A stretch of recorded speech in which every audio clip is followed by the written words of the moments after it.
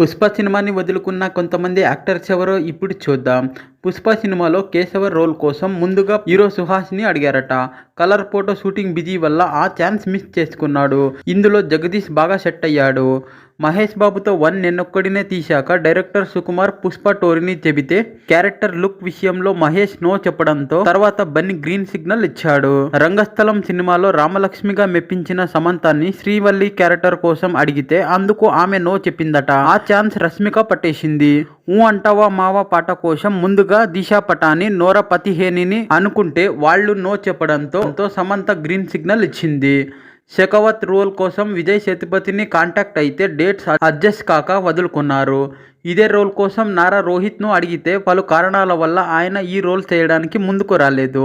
ఫైనల్గా మలయాళం నటుడు కథ నచ్చడంతో ఓకే చేసి తెలుగులో విలన్గా ఎంట్రీ ఇచ్చారు. మరి పుష్ప సినిమాలో మీకు బాగా నచ్చిన క్యారెక్టర్ ఏదో